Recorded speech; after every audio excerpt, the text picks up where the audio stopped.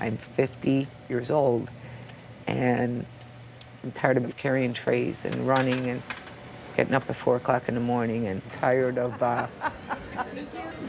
Anything else for right now? always depending for my money on how other people feel about me. Right here. The biggest issue confronting the country right now is the wealth disparity, is the fact that more and more people are taking on more and more debt, and the jobs that they have aren't really enabling them to fulfill the American dream. People who can't live on $10 an hour job, if they're working full time, they can't survive.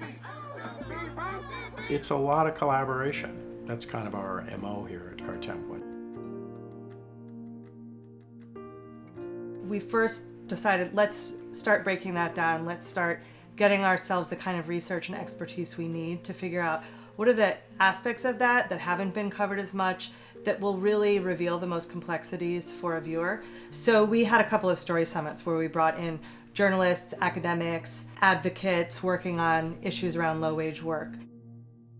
Part of what you get, part of what creates that resonance with the issue, is that you're not just following one person's story or one family's story, but you're following different families in different circumstances where their stories are interwoven, and you begin to see the common elements of kind of the human challenges that they face. So hairline cracks are usually caused by settlement, so that's normal, that's nothing major here. Okay, so we'll check upstairs now. One episode deals with the housing crises that a number of the characters have. And so I think it's very poignant when you see Jose and Elizabeth, who are looking to buy their first home and have all of the hopes of the American dream associated with that many do.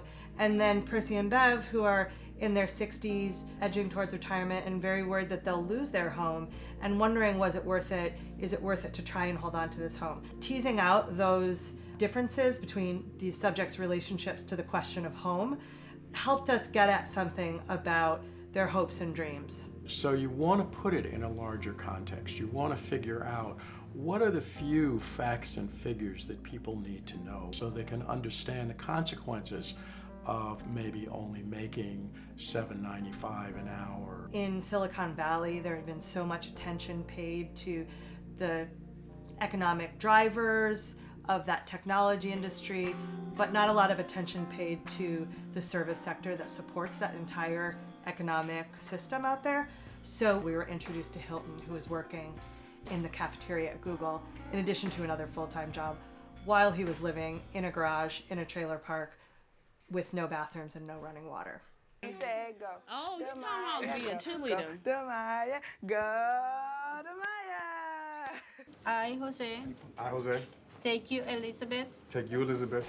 By the way, that's not all pain and suffering. There's a lot of joy and humor and tenacity in their lives, and it was very important for us to capture that full range of human emotions.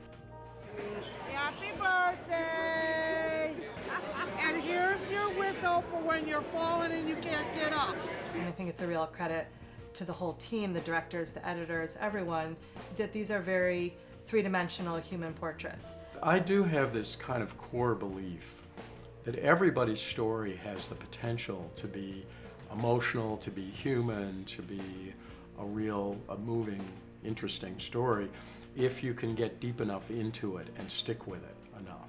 The kind of storytelling that we do at Cartemquin, which is very human-centered, for this kind of work to be supported by Al Jazeera and to be recognized by the wider journalistic community is very significant, because that means that these stories matter, these people's voices matter, and that they can be a part of the national journalistic conversation around what it means to be American, what it means to work, and what it means to fight for the American dream.